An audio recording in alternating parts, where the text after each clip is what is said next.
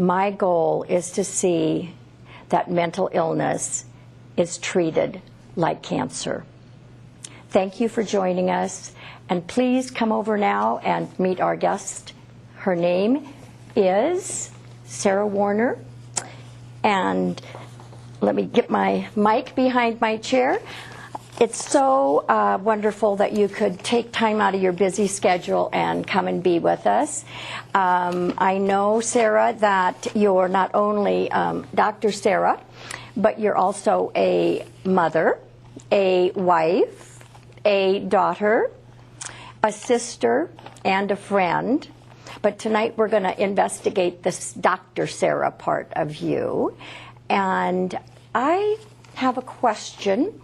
How did you decide to become a pediatrician rather than become an obstetrician or a different kind of doctor? Well, I think I decided around my third year of medical school at UC Davis. I was planning to be a family practice doctor, and in our third year we were able to travel. And so we would spend 6 weeks as medical students in different parts of the country doing different things. And when I had done my pediatric rotation, I was taking care of children with cancer, and I found that I really liked that field. So I wanted to go into pediatric oncology, which I did end up doing, and then I ended up moving here because I met my husband. But it was really because of wanting to practice blood diseases and cancer of children that I changed from family practice to pediatrics. Wow. And did you stay as interested in pediatrics throughout your full career as a pediatrician? Yes, I love children. Actually, my first night on call in the emergency room, I decided I shouldn't have been a pediatrician because it was a little overwhelming, children with ear infections and screaming and so forth, and everyone tells me everyone goes through that, and it was definitely the best decision that I've ever made in my life. I love children, I love the people I work with, and in pediatrics it's a very hopeful part of medicine because kids are delightful to start with, and then you can do so much to help them, and when you can't make them better, you can bring out the most important part of them, which is their trust and their honesty and their faith in their families and themselves. And so it's a great field to be in. And also you then develop a very good relationship with the parents, because the parents are usually with them in your office. And I think that often you get to see that relationship that's going forward, because you probably have children for many, many years, and you can watch them grow up and watch their interaction with their parents, and also help with their parents as different situations arise. And there is a lovely poem that we are going to share with our audience today. It's called Welcome to Holland, and it's written by Emily Pearl Kinsley.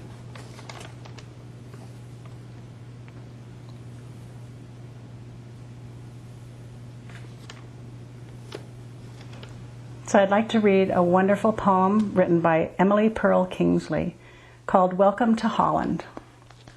I am often asked to describe the experience of raising a child with a disability, to try to help people who have not shared that unique experience to understand it, to imagine how it would feel.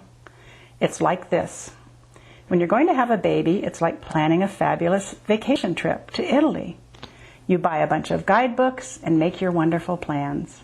The Colosseum, Michelangelo, David, gondolas. You may learn some handy phrases in Italian. It's all very exciting. After months of eager anticipation, the day finally arrives. You pack your bags and off you go. Several hours later, the plane lands. The stewardess comes in and says, "Welcome to Holland." Holland, you say? What do you mean, Holland? I signed up for Italy. I'm supposed to be in Italy. All my life I've dreamed of going to Italy. But there's been a change in the flight plan. They've landed in Holland, and there you must stay. The important thing is that they haven't taken you to a horrible, disgusting, filthy place full of pestilence, famine, and disease. It's just a different place. So you must go out and buy new guidebooks. You must learn a whole new language. And you will meet a whole new group of people you never would have met. It's just a different place. It's slower than Italy, less flashy than Italy. But after you've been there for a while and you catch your breath, you look around and you begin to notice that Holland has windmills, and Holland has tulips, and Holland has Rembrandts. But everyone you know is busy going and coming from Italy, and they're all bragging about what a wonderful time they had there. And for the rest of your life, you will say, yes, that's where I was supposed to go. That's what I had planned. And the pain of that will never, ever go away, because the loss of that dream is a very significant loss. But if you spend your life mourning the fact that you didn't get to Italy, you may never be free to enjoy the very special, very lovely things about Holland. Well, I think we could probably apply that to many things in our lives, because often our lives take twists and turns in different directions, and we end up in places we never thought we would be or dreamed of. And in relationship to motherhood and parenthood and the expectant mother family with this new child coming, and then all of a sudden this child isn't like what you'd planned for. And I don't know that we ever have kids that we plan for. They all have their own little twists and turns and characteristics. How did you see that in your practice? Did parents ever come to you and just be like, I don't know where this child came from. He's not like me. He's not like my husband. He's a little bit like Uncle Joe, but you know, we don't know who he is. Did you experience anything like that? I think every pediatrician experiences that on a fairly regular basis. We see parents before the children are born. We see the babies in the nursery, and sometimes you know from, if there are physical problems, obviously, a parent has a very abrupt change of their expectations if a baby's born with a deformity or something obvious. But we see it as the child grows, and I've had this in my own family on a personal level, that the expectations that you have of a child sometimes gradually start to get eroded. Children may not develop at the same rate as their other children, and parents may choose to ignore this for a while, but in general, if something is going on, other people begin to tell them. And we as pediatricians spend a great deal of time looking at normal children, normal child development, so that when a child comes in who is not following that pattern, we need to decide at what point do we let the family know that we're concerned, at what point do we intervene by doing tests or referring the child, and most importantly, how do we tell the family? Because how you tell someone really stays with them for the rest of their life. And sometimes doctors can do a bad job of that.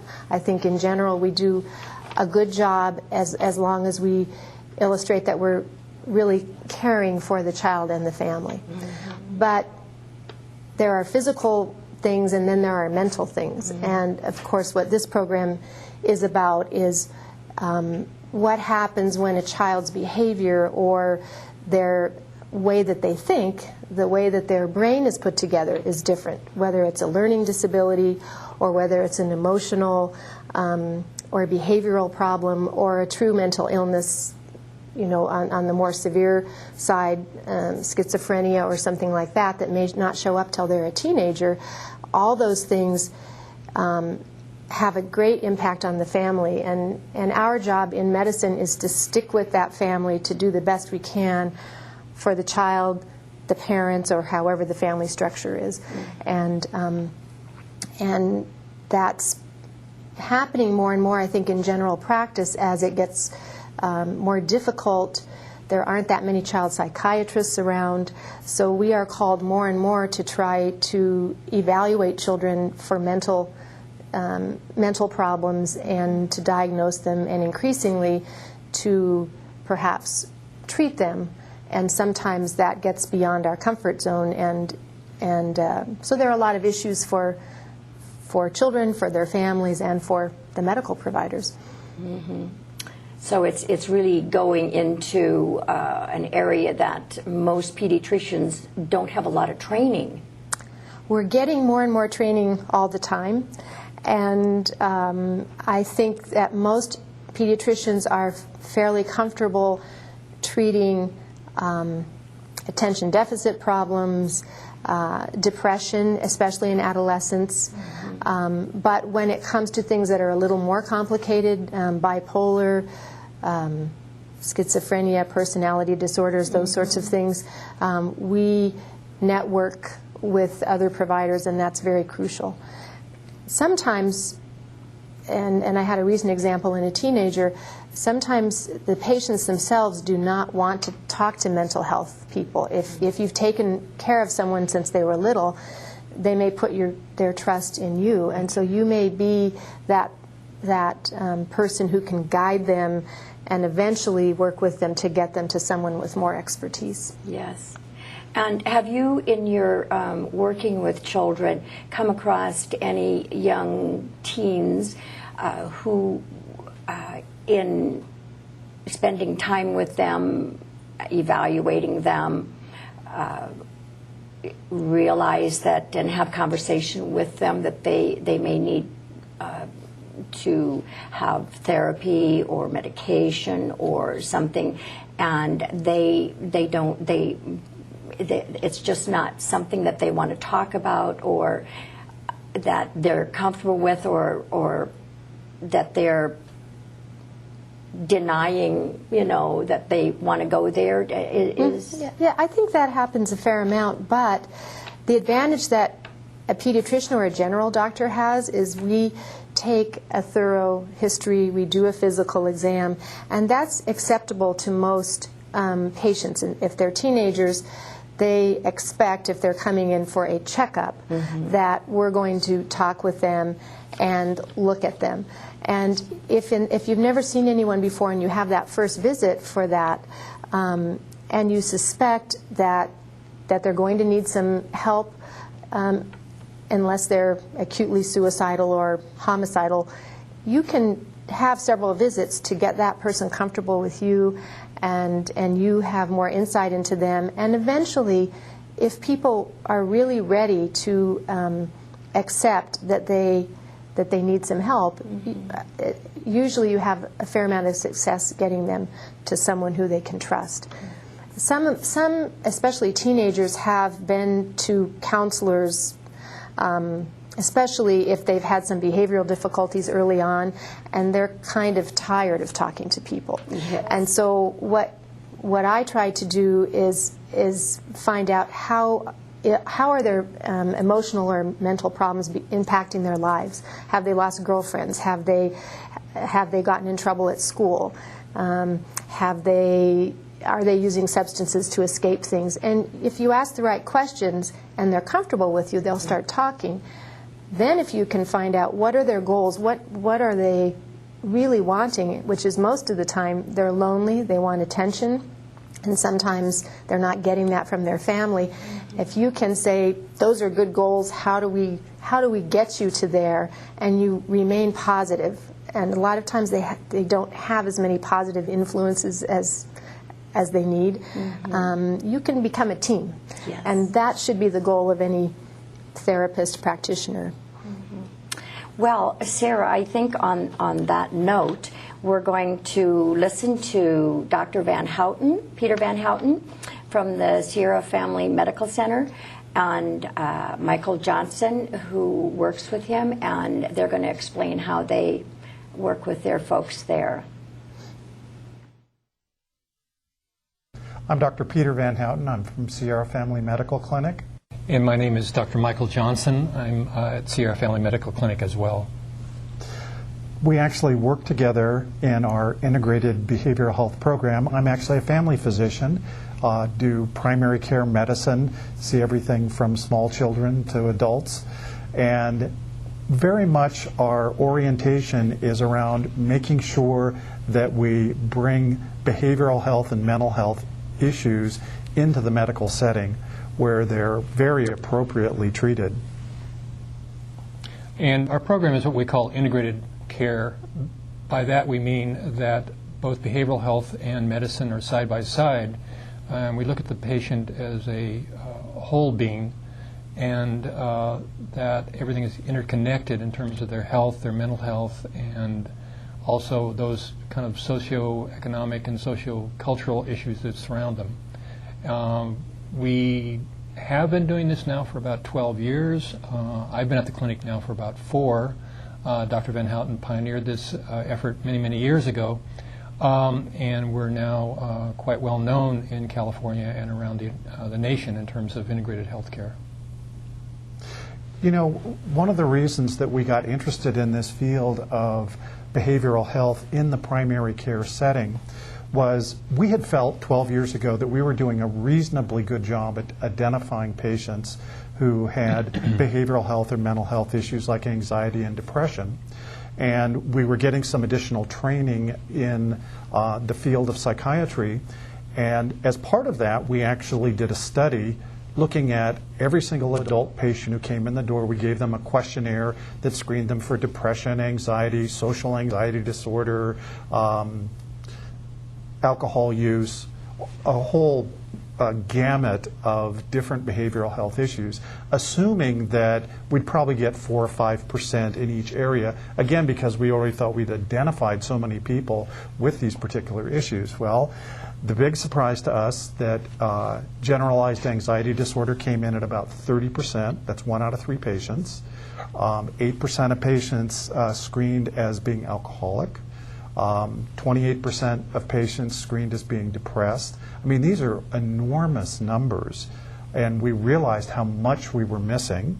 And as soon as we began to address these issues with patients, they were very welcoming of us bringing up their behavioral health and mental health issues and having those treated. The other thing is that, and this is excellent because this is part of the Elephant in the Room series, is what we realized for many of our patients, the reasons that they weren't getting well and the reasons they come in with complaints that we do enormous expensive workups on and we would still not get to the reason that they had their symptoms, whether it was chronic headaches or digestive disorders. Often it would turn out that in fact they were depressed or anxious or had some other kind of behavioral health issue that when we addressed that, all their physical symptoms went away. So this was a really watershed moment for us, a true epiphany when we realized that, boy, that medicine really is mind and body, and you have to be prepared in primary care medicine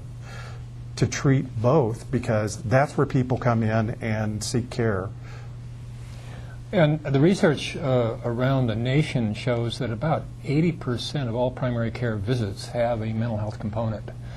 And by that we mean that people are more likely to tell their doctor about their emotional issues and their mental health issues rather than go to a clinic, rather than seek out a psychiatrist or a therapist. They'll go to the physician instead. Primary care physicians know this quite well, that now they're, most of their time, a lot of their time, is spent in counseling. And you can imagine what that's like if you have maybe 20 to 30 people scheduled a day, and a good portion of that, up to half of that, is an emotional issue. Depression, anxiety, perhaps other more kind of psychosocial issues, PTSD, bad things happening to good people. It runs the gamut of different situations that we see. So therefore, given the fact that there's that much that goes on in a primary clinic, it makes a lot of sense then to integrate all of your care. The other thing that we noticed too, and I think Dr. Van Houten can kind of clarify this too, is that a lot of the illnesses that people have an emotional component related to it. For instance, diabetes. We do know that the incidence and the prevalence of depression in diabetic clients is quite high.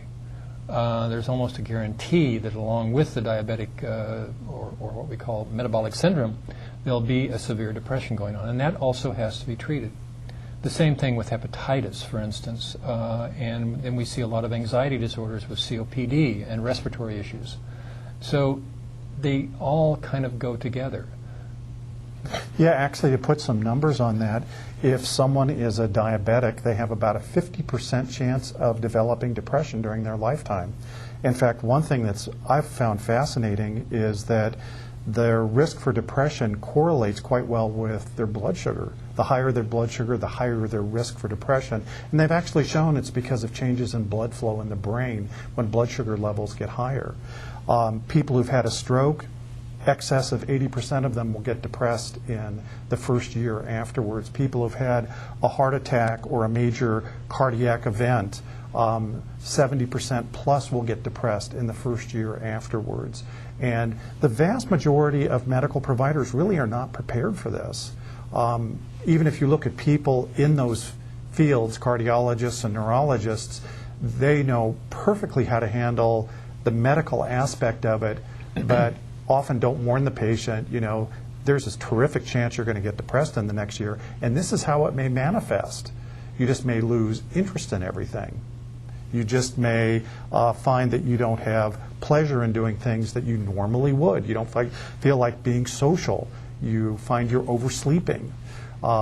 These can be the stealthy ways in which depression can manifest. So these are just a few examples of, and I love this term elephant in the room, that you can easily forget that there's a huge behavioral health component to medical illness. The other thing that we see quite a lot of that also underlies a lot of issues is post-traumatic stress disorder. Folks have trauma in their life, and the trauma can be everything from domestic violence to a bad car accident. And oftentimes they don't really recognize the symptoms at first. They might have a lot of anxiety, be tearful, be depressed at times, have problems with their family members. And it kind of goes undiagnosed and unidentified for quite some time. And we do see a lot of that at our clinic. Well, we just listened to Dr. Peter Van Houten and Michael Johnson share with you about, they mostly spoke about adults that to come into their Sierra Family Medical Center. And we have Dr. Sarah Warner here with us, and we also know that trauma happens often, a lot in childhood. And Sarah, the first time we got together, sitting on the rock wall, discussing sharing this time together, you asked me to look up the ACE study. And I did, and it just blew my socks off. Could you tell me why you feel this study is so important and share what it's all about? Yes, I'd be happy to, because I think it's very important, and really we all should be familiar with it. ACE is ACE, and that stands for Adverse Childhood Experience. And I recently went to a pediatric conference and an internist spoke to us. Usually we have pediatricians speak to us, but this gentleman was one of the people who did the study, and this was between 1995 and 1997, and it's ongoing through Kaiser. And they interviewed 17,000 people, and they're following those people. And basically they were looking at about 7 things, and they had to do with the experience of the person when they were young, in the early childhood years. And the questions were included, was there domestic violence? Did anyone in the household have a substance abuse problem? Had they ever seen their mother attacked by someone in the house? Was there mental illness in anyone who lived in the household? Was there a suicide? And of these 7 questions, if someone had 4 or more of these questions that were positive, they had a 50% chance, I believe it was, of having a major health problem. Diabetes, a very obvious obesity, hypertension, so many health things correlated with this.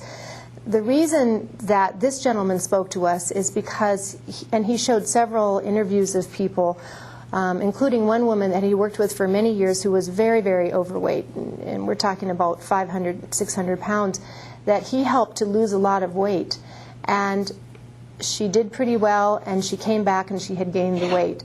And as it turned out, he had missed the whole point, and she had been molested as a young child, and her weight was her defense. And when she lost weight and had been propositioned by someone, by a man, she immediately put the weight back on. That was how she defended herself.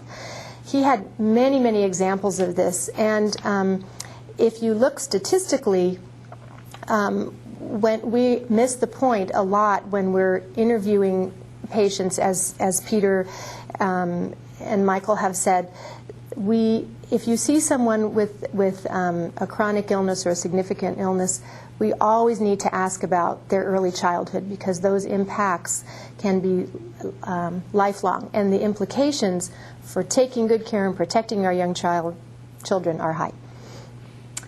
Well, that's it, you know. It's childhood it's the building blocks. It's like the foundation of our life, and if our foundation has had a lot of earthquakes, if you will,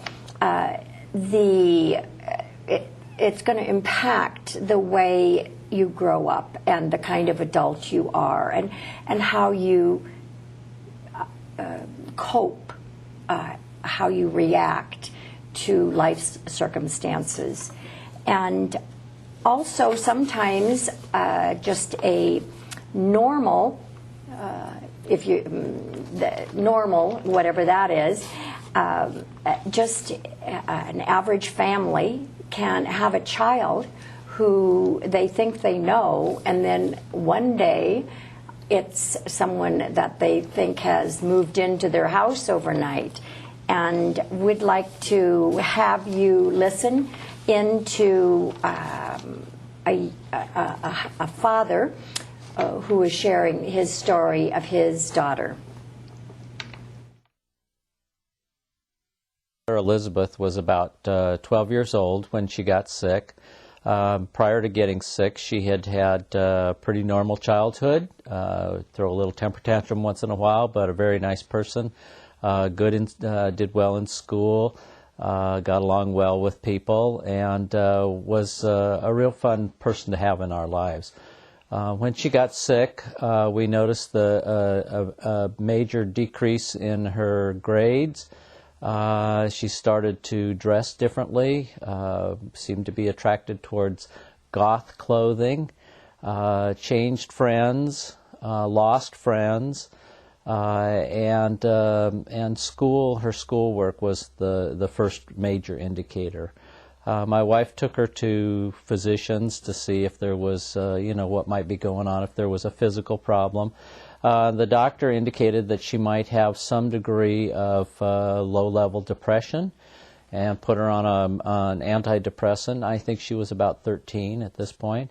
That triggered a manic episode. It didn't work for her. She has bipolar, and a depressant by itself can trigger mania. Took actually about 3 or 4 years before we got a definitive diagnosis, and this was after a suicide attempt and a hospitalization at Heritage Oaks in Sacramento, where she was placed for 3 weeks. This was done at the psychiatrist's suggestion so that he could observe her for round the clock and get a better handle of what's going on. With young children or with children, it's hard to get a diagnosis. It's hard to make a diagnosis because their disease doesn't typically present like it would with an adult. At the end of 3 weeks, the psychiatrist said that he felt that she had the signs and symptoms of bipolar, and that he would treat her with medicines for bipolar illness. And we started a long journey of trial and error with meds. Some of the meds caused tremendous weight gain. At one point, my daughter had gained about 100 pounds over her normal weight. As a teenager, you can imagine what that did to her self-esteem and her willingness to take the meds. We went through about 3 different psychiatrists in trying to find somebody that could not only get a good diagnosis, a good cocktail, but also somebody that Elizabeth was willing to relate to. We finally found a doctor in Folsom that she related to. She started to open up, and he was able to adjust the meds to a very good level. At about age 18, she started to stabilize, and at about 20, she was ready to, on her own, to go out into the world and wanted to go to San Francisco and work. She found a job as a nanny and worked there for a couple of years quite successfully.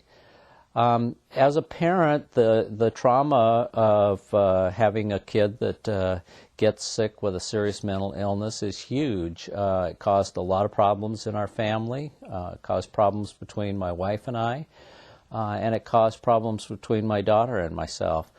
I felt that initially she was just being a teenager, and that she just needed to, I needed to, be a little sterner with her, and she needed to, buck up.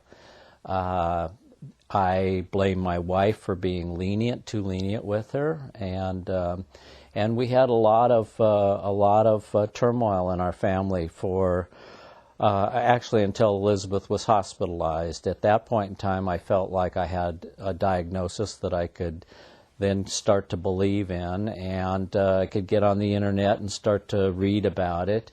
And we also started going to a NAMI parent support group here in town, run by Leo Waltz.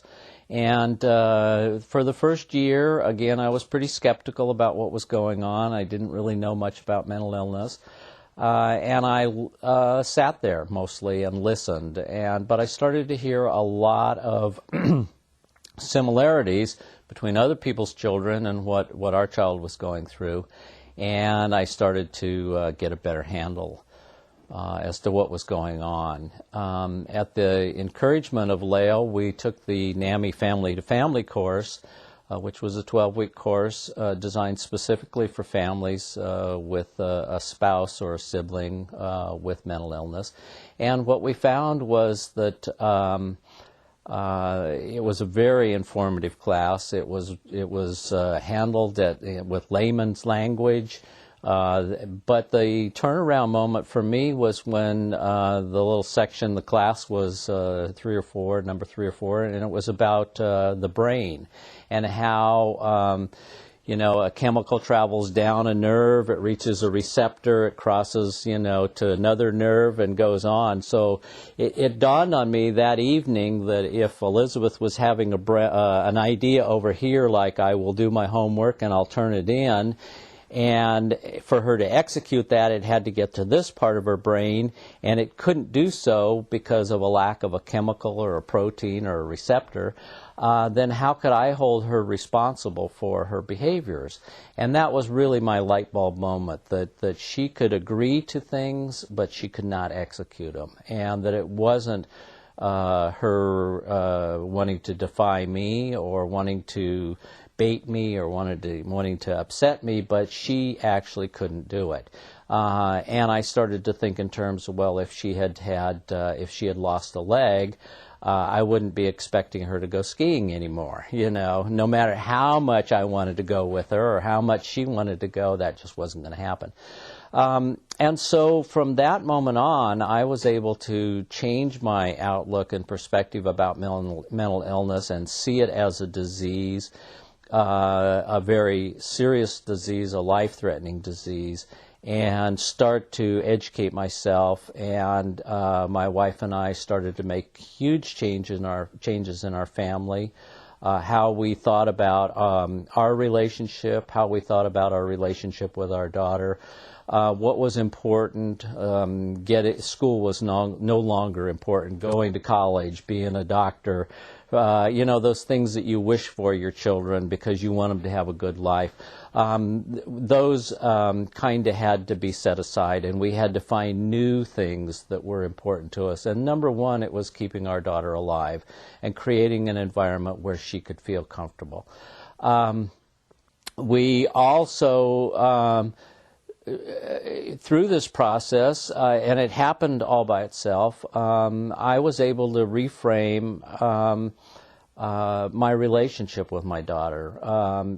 When she was at her sickest, she was had a lot of anger, was very verbal, and I seemed to be the one that she wanted to focus all of that on. And a lot of things were said and done during that period of time that really wrecked our relationship. And again, I see myself as the one who could.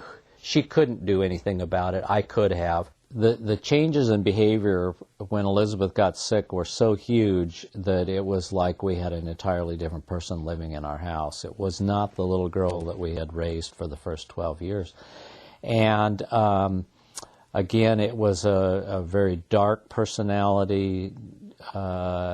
She told us about dreams that she had, nightmares that were awful. I mean, they were really, really scary. And I initially believed that that she had really crossed over to being, to a really dark place and had become a dark person. And it took me a long time to realize that that wasn't the case. And again, we all draw upon our experiences that what our culture tells us, and what our culture tells us about mental illness is, something from the movie Psycho, or something from just something dark and dangerous and evil, and so that's the first place you go to, and I think that's normal. And so if you don't have any direct experience with mental illness, I think all of us, until we do have some contact with it, think in those terms, and that's reinforced by the media. When there's a school shooting, then we immediately think, oh, it must have been somebody with mental illness, and it's easy then to think, well, shooters have mental illness, all people with mental illness are going to have the potential to be a shooter. Well, that isn't the case at all. And when you get to know about mental illness and you start to meet other people with mental illness, you can find that that's not at all the case. That's no more the case with that group of people than it is with any other section of the population. And so I think that that's the first, major piece of education that I got, is that that wasn't the case. And what I found was that the people that I met through NAMI and through being involved with behavioral health and meeting a lot of the consumers here in our community is that they're very gentle people. They're very intelligent people. They're very thoughtful and big-hearted people. But they have their illness, and their illness changes how they relate to other people. But none of those stereotypical myths are valid at all, as far as I can see. And I think probably the people with mental illness in society are probably amongst the gentlest of the people in our society. Well, I hope you learned a little from listening to his story. He was very eloquent, and I admire a father coming out and talking like that. I think that sometimes it's harder for men to sit down and have a conversation like that. And certainly he did touch on what Welcome to Holland was all about, how in handling his young daughter and all their hopes and dreams for her, and at the end of the day, they are grateful she's alive. They don't care if she goes to college. They don't care if, all of those expectations, they change, and you just love them for who they are and support them in what they're doing with their lives and how they're maturing as adults. And Sarah, I would like to ask you about, in listening to Rich's story, anything that he touched on that gave you some thought? He touched on everything that would give me thought. I think the part about how it changes the family dynamics, particularly between parents, we often will see fathers, mothers, grandparents, caretakers, foster families who are affected by a child's mental illness, and vice versa, because many times, particularly with bipolar, schizophrenia, there's a hereditary component with attention problems, and so the parent and the child may be having similar symptoms. The parent may project their fears on the child. The child can pick up on anxiety from the parent, and so it gets very difficult to kind of tease out these things. But oftentimes, even though we are pediatricians, the whole family is our patient, whatever form the family has. So unfortunately, as Peter Van Houten said, many times you're seeing 20, 25 people in a day. You may not have time to explore all these issues, but it is critical to make the time, if a family is in turmoil, to find out what's actually going on, because a child who is a challenge can tear apart a whole family. And kids need their families. There's so much research about the importance of stability, particularly in the first 3 to 5 years, and how that impacts their future performance, their future learning, their future social relationships, and their future health. So we need to support families, and we need to find out how various family members are being affected. And don't you think that there also needs to be, in our society, a huge acceptance of mental illness, because our head is part of our body.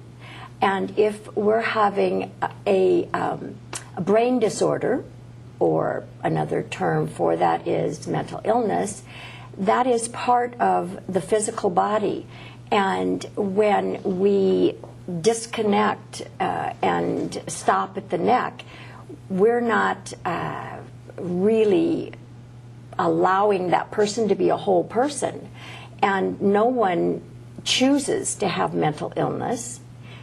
It's not something that someone is all excited about, oh goodness, and they're running around telling everyone, I just found out I have mental illness. It's something that is kept quiet, and it's something that many people are embarrassed about. They don't want anyone to know. They kind of keep it in the closet. Well, one thing that he touched on that I think is important, what actually got him to understand what was going on was the physiology of the brain. And fortunately, we live in a time where we're able to look at those things more. We have PET scans. We have a better understanding of how the neurotransmitters work in the brain. We can see physically changes on these PET scans, which are brain scans that show where glucose is being used. And so people, it's going to become more and more legitimate mental illness just because it isn't going to be so mysterious. And just like if you have diabetes, your pancreas is not functioning. If you have bipolar, there are certain areas of the brain that aren't talking to each other. If you have attention deficit disorder, the part of your brain that inhibits your impulsiveness doesn't quite work as well. So once we realize that there is a physical basis for these things and that there will be more and more treatments for it, I think that separation of mind-body will blur more and more, and especially as we get more ways to treat. And I know that because of the stigma around mental illness, many people that need help don't get the help they need. And I think that definitely the biological proof, having a PET scan, having something that can then point to this is what the diagnosis is then kind of validates it for a person so that they can accept it and they can investigate it, they can learn as much as they can put their mind to. They can go on to websites and learn. At the end, on the credits, at the end of the show, we will have several websites that people can go to. NAMI, that's National Alliance for Mental Illness, and it's spelled NAMI. Just Google in NAMI.org, and there's all kinds of information on that website. There are personal stories, there are videos, there's connections to any state, any community within those states that have NAMI organizations, so that people can get help locally. I was visiting with a friend recently, and her brother-in-law was having difficulties in Big Bear. So I told her to contact someone in the San Bernardino area. And so that's one of the websites that will be attached to the end of this program, as well as there's one for, let's see now, we have about 3 or 4. I'll get back to sharing those with you in a minute. We also have an email address. It's TV Elephant, the number 4 us. Again, that's TV Elephant, the number 4 us at gmail.com. If you have any questions or you would like any further information about today's programming, just shoot an email to that address and we will be happy to get the information for you. Another one is if you go on at the end, if you go Google ACE study, and that's ACE study.com,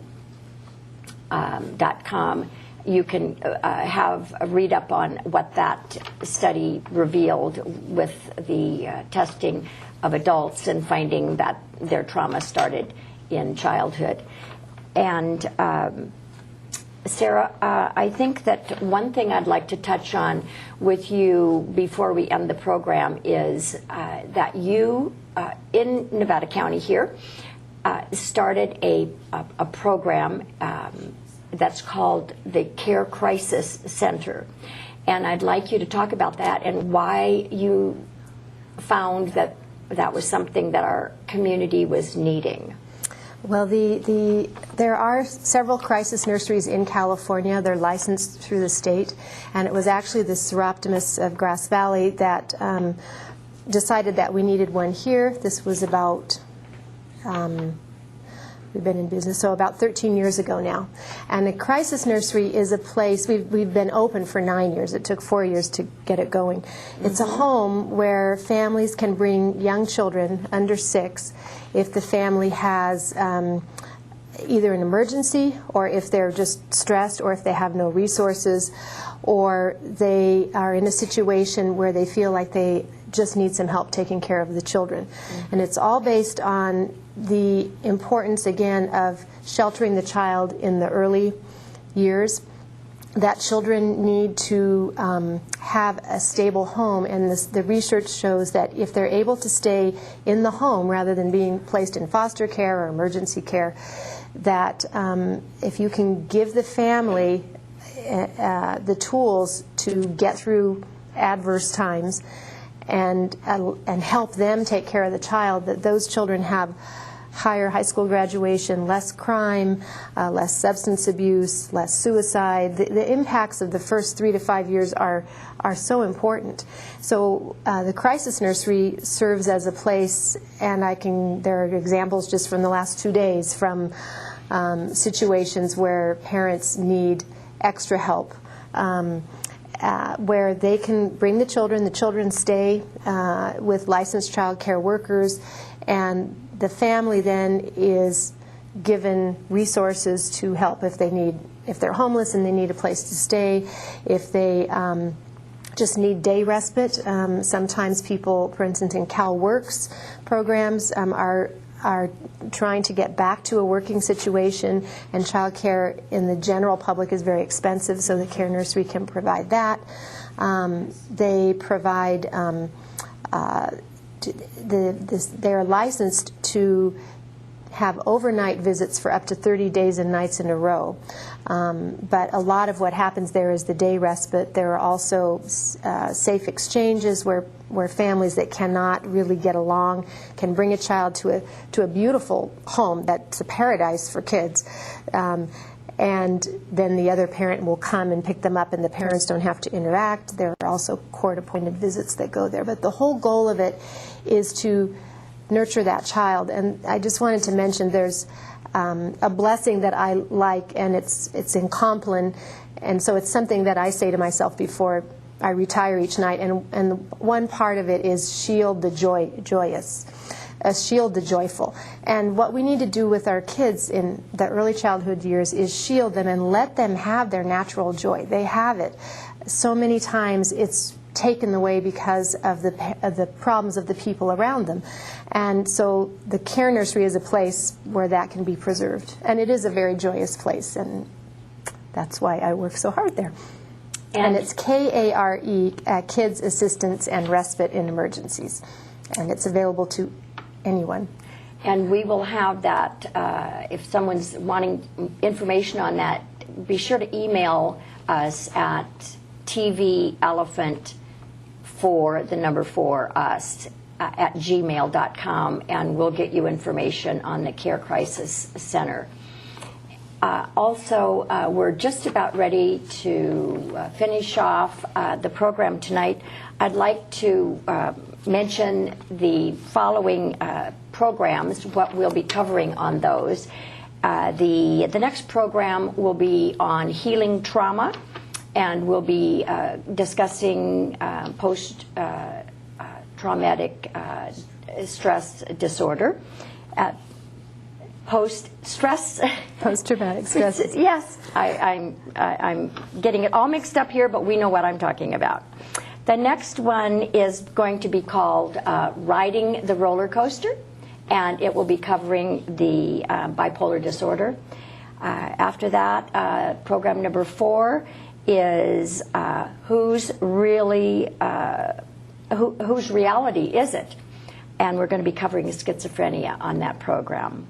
The 5th program is Under the Cloud, and we're going to be talking about depression on that show.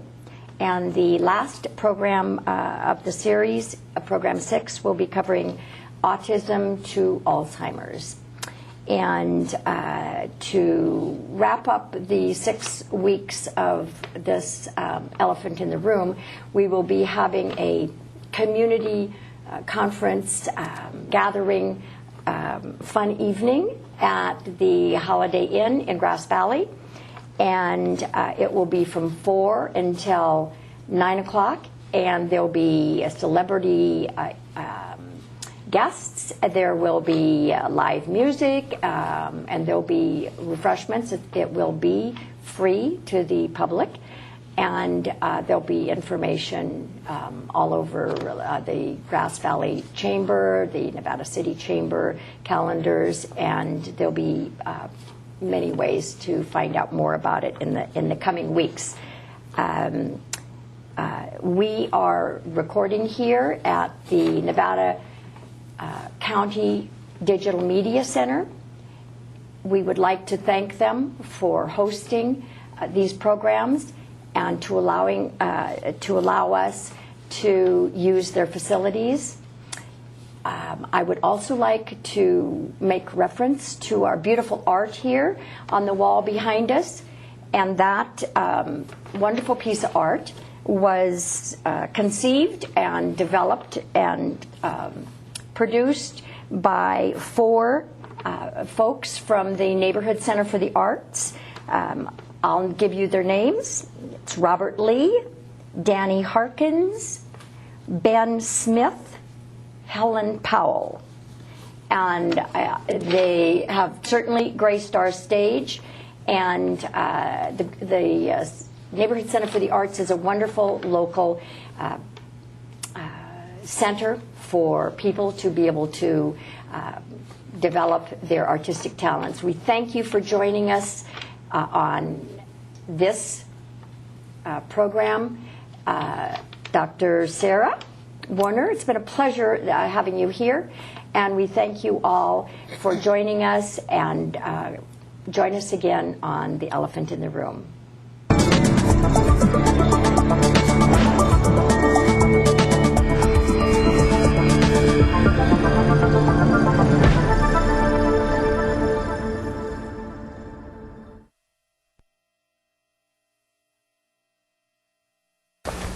Welcome to Fuki Cafe. I'm Ivy Cohn, and with me today is Dylan Thompson. Dylan, thanks for being here. Thanks for having me. Well, you've been out on the road over the last few years making public speaking engagements on the topic of everything from climate change to resisting coal export terminals. That's right. And recently we've had a lot of dialogues going on out there around the rapidity with which these tipping points have now been passed and things are changing. You speak to that a little? Sure, yeah.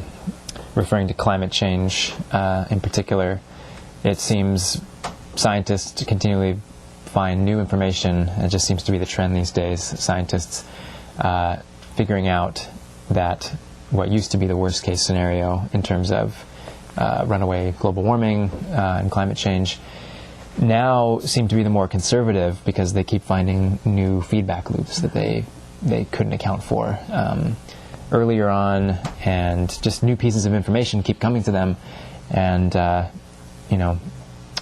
we're looking at, whereas it was an 11 degrees Celsius rise by the end of the century, now that we might be looking at that in 2050, or it's just things keep getting worse. And so what I've been trying to focus on and deal with for myself, and then also speak